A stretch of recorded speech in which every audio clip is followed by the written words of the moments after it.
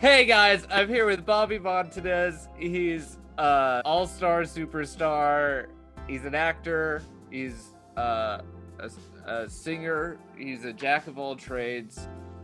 He's worked on the Disney Magic cruise line for how long, Bobby? I started in November of 2019 and then was let go from the ship in April of 2020 due to COVID. Bobby, I'm going to ask you a few questions today. Is that okay? Okay. Bobby, what was the first Disney park you went to? Disney World in Florida. I went in 1993 when I was 2 years old. I was just born. Great. You don't care. Just make me feel old, Cameron. And how'd you like it? I like it so much that I have gone back multiple times and to other parks and wound up working for the company. So it had a good impact on me. When was the first time you went to Disneyland? First time I went to Disneyland was in what was it, May of 2018? April, May? Yeah, May of 2018. And I went with you. Yeah, you did. I had a great time. We were there from open to close. Do you prefer Disneyland or Disney World? Disney World. That's okay. That's okay. I don't want to like upset you. What's your favorite land in Disney World? Oh, they're all so good for different reasons. Frontierland. Really? I love Splash Mountain, and I'm super excited for it to become the Princess and the Frog ride because Tiana is my favorite princess. Big Thunder Mountain, huge fan. I can spend a good amount of time there. Me too. Bobby, how did your perception of Disney change after you started working on the Disney Cruise Line and you have it around you all the time? It made everything like even better. Wow. Working for the company, the Disney company, was so it was like special to be a part of what made it special. You know what I mean?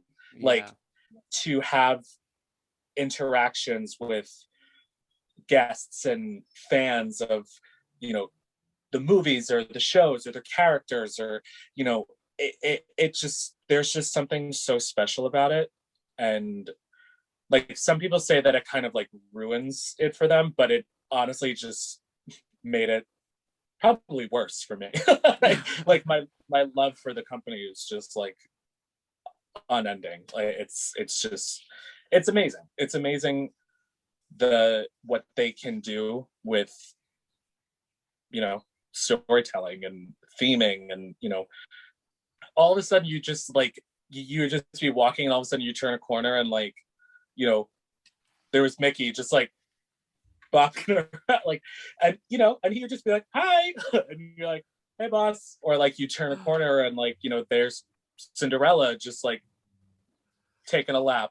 It was it was pretty cool. And what was really, really cool was on the Magic, we had a product called Marvel Day at Sea. There was a whole day just dedicated to Marvel. It was amazing. You would turn a corner and all of a sudden, like, the Guardians of the Galaxy were like standing there, like hanging out, taking pictures, signing autographs. And it was, you know, or Hawkeye and Black Widow, or Captain Marvel, Captain America, Thor, Loki, just everyone just walking around. And the guests would go so hard with their like cosplaying. Like there would be times that like other guests would think that people were like, they would be like, oh, I didn't know Scarlet Witch was here. And we'd be like in our uniforms, like, no, she's not here. That's just a guest. It was really, really cool to see that and just be a part of that experience as well. Oh, that sounds so cool. Like you were saying, you got to be a part of the magic. Yeah. Do you think it would be meaningful to your younger self who would look at characters at Disney World to know that when he grew up, he was going to be one of those characters making the same magic for other kids? I've actually never thought about that. What I got to do as a performer is so specific to like character actors. And when you go to Disney World, you see the princes and the heroes and stuff, and like that's not me. Like I'm 5'5" and round. Like that's not my bag. But then I got to do something that was like so specific and special and fun. And I think my younger self would just be elated and over the moon to know that there is a way to work within this company as a performer, even though you're not in that like Prince kind of mold. So I think that would be really cool for my younger self to know that in the future that's going to be you and you're going to be a part of that. I think that's really special. Wow. What makes the Disney parks a special place for you? Nostalgia. This might not be like the most like adult answer, but there is something like so special about going somewhere and just turning your brain off. And not to say that that's like where you should like permanently be, but there are times where it's just nice to go and like have fun and be sappy and sentimental and like be somewhere that reminds you of like the simpler times of just like being a kid and believing in magic and believing like in dreams and wishes and all that stuff. And I think it's really cool. And it's really cool going as an adult, seeing like your younger siblings or like your nieces or nephews like experience what you did as a kid. And it's just like, it's the sentiment of it all.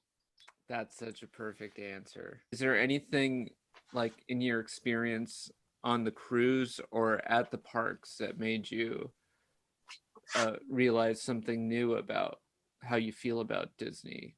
My last shift on the Magic before we went into lockdown for COVID purposes, which then wound up turning into like, you're going home. But my last shift was I was character attending for Captain Mickey, and we were doing a private Make-A-Wish session, and it was just Captain Mickey and myself, a mom and her 2 kids, and the grandfather. Everyone knew that like we're getting off the ship, they're going into lockdown, these people are going home into God knows what.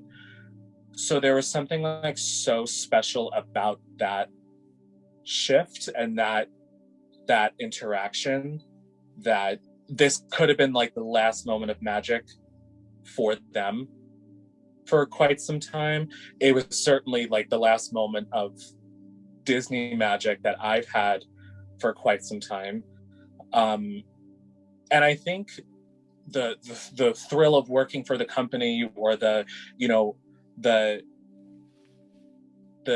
petty issues of like, living on a ship and, homesickness and all that stuff, like it's those moments that like really kind of like ground you and humble you. And it's like that moment meant so much to that family, to have just that little bit of like one-on-one with Captain Mickey. And it obviously just meant a lot to them.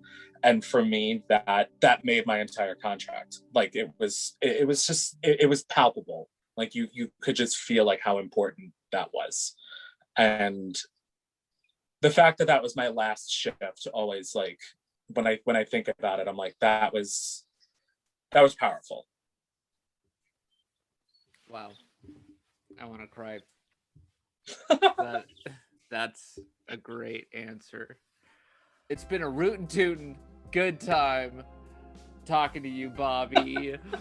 Where can my followers find you? My Instagram handle is @Bobby Montaniz, one word. All right, Bobby. I'll see you real soon.